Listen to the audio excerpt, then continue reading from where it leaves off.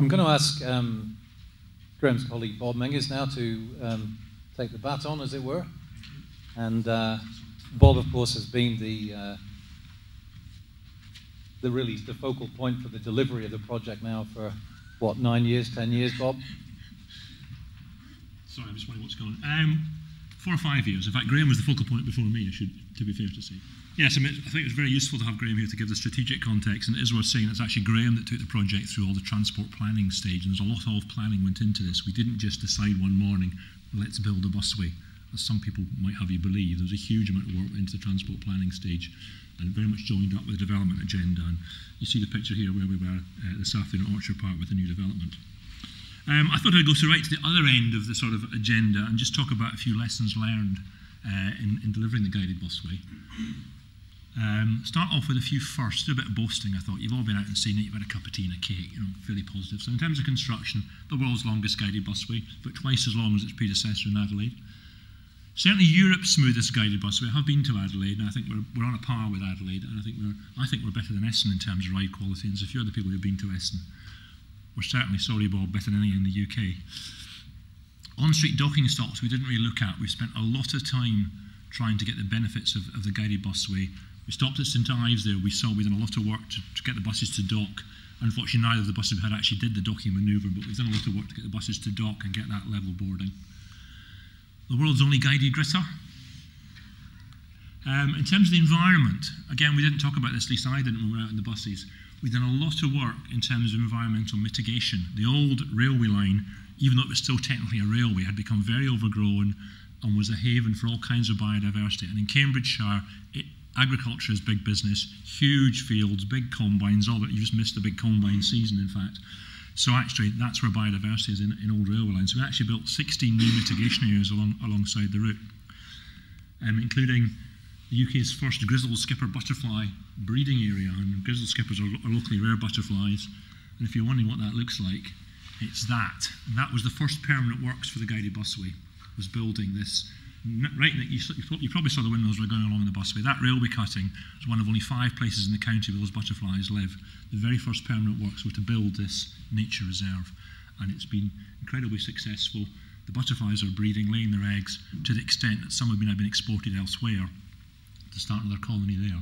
So that's the kind of thing you have to deal with. You have to start with dealing with how you're going to deal with the butterflies and overcutting before you can actually build anything there. Other firsts in operations, as I mentioned earlier, as far as I know, this is the only system where all the operating risk is taken by the operators. The operators pay access charges. We've got a guaranteed minimum service level. I don't think there's a busway that I know of anywhere in the UK that's got a guaranteed minimum service level. And the access charges, again, other busways have actually bought the buses and give them to the operators to run. Andy Campbell will be horrified at the prospect of that.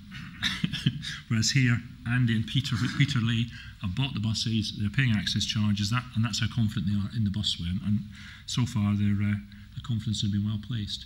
Ticketing. First busway with off-bus ticketing, again, as far as I know, there's a few tramways have tried off-bus ticketing. We're the first to try it on a busway, and we've also got the first multi-operator commercial smart card. So while all the construction stuff's been going on, an awful lot of work's been going down behind the scenes with my colleagues and the bus companies to do these things. And these are big pieces of work in their own right, getting these things up and running. And it's not been at all straightforward. Indeed, the regulatory environment around these things is extremely difficult in terms of finding your way through all the rules and regulations. So those are the first. In terms of lessons learned on delivery, nobody knows what a busway is. A real issue with people not understanding what it is we're building. All this stuff, it's only a bus, it's only a bus. And we keep saying, no, yeah, it's a bus, but it's going to be very different. It's going to be a smooth ride, it's going to be quick, it's going to be reliable, it's not going to be interrupted by traffic. All the things you saw this afternoon. It's been a real battle to get people to share that vision and understand that vision. To the extent that when we did some runs with the public back in 2009, we got one of the Radio Cambridgeshire mid-morning presenter on, who'd been slagging the thing off for 2 years, and he came on the bus and he went, well, I had absolutely no idea this is what it was. I had no idea it was like this. This is really good.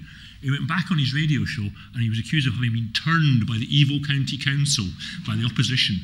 People just trying to get people to understand what we're doing. You've got to have gates at level crossings that will be so dangerous. No, it is just a bus crossing the road. It's got rubber tyres, it can stop. All these issues. And as the thing has spread along across the countryside and the buses have started to run, that's all just disappeared. Everyone gets it now and gets it very well.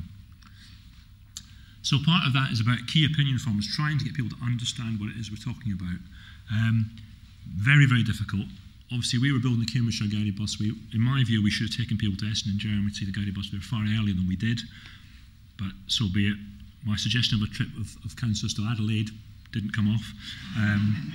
But now you've got Cambridgeshire. If anyone wants to bring people here, bring their councillors here, their local journalists here, by all means, just lift the phone and let us know. Happy to show it off. One thing we didn't do in Cambridgeshire, and I believe Luton has done, able to confirm this, is we didn't include any of the on-street stuff in the budget. We're now scrabbling around for bits and pieces of money for another bus stop in St Ives. We've got the money for the bus priority traffic signals, but only just got it, so it's not in place on the on-street traffic signals. Even possible, say, resurfacing key routes, another couple of million, we could resurface those two main roads in Cambridge and had a smoother ride on them as well. And our maintenance colleagues would have been very happy if we'd done that. Very much construction is the beginning, not the end. This is a lesson we learned quite hard in the early years of Park and Ride. Look, we built the Park and Ride. You've got to run it. You've got to keep the buses going. You've got to keep the public happy. You've got to develop it. So again, construction is really just the beginning of the project. In terms of bus operations, if you're a civil engineer and you live a world at 40-year design lives, 120-year design lives, of business cases for 60 years, it's quite hard to get your head around 8 weeks' notice to change a bus service. You know, that's the difference. The bus operators, that's not a criticism to say that, they have the ability to be very flexible and very reactive and very responsive. So they're not used to planning for 40 years, 60 years design life, etc., the way we are as civil engineers, transport planners. So it's that great flexibility is actually an asset, but in terms of people wanting to know 3 years ago what time the bus was going to run, or whether it was going to stop outside their house and not being able to answer it, that was a bit of an issue. But it is actually an asset, it's a flexibility. The timetables actually changed twice in 6 weeks to respond to demand. You know, you can do that. If we built a tramway, how quickly could we have got hold of some more trams when we needed to achieve capacity? We have had a tremendous number of people come to visit. We've got timetables in Peterborough Tourist Information. They asked for them because we were getting so many requests, so expect a lot of visitors. We thought opening in August was quite a good idea. Didn't particularly plan it that way. It would be quiet and things could settle down. People coming from all over to have trips, and they don't know where they are, they don't know what they're doing. It all holds the thing up quite a bit, so that's been quite tricky. So expect a lot of people coming to visit. Nobody knows where they are. I've been living with this route for 10 years, so has Graham, so has Andy, the construction people. We've been up and down there in Land Rovers and buses and all the rest of it.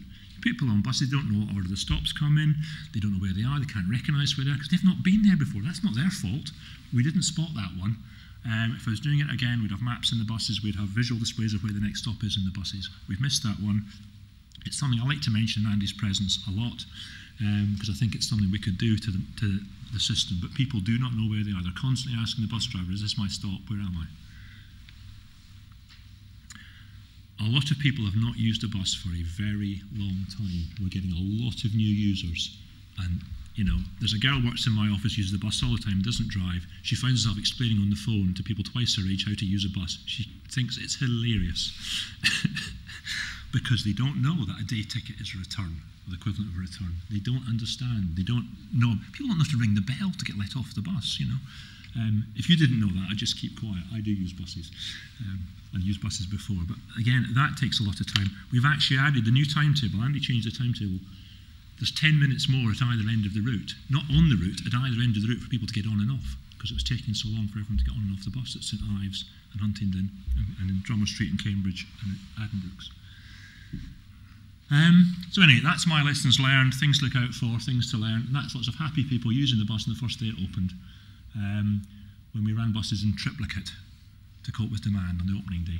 We weren't sure anyone would even turn up. That's my piece. That's great. Thank you very much, Bob.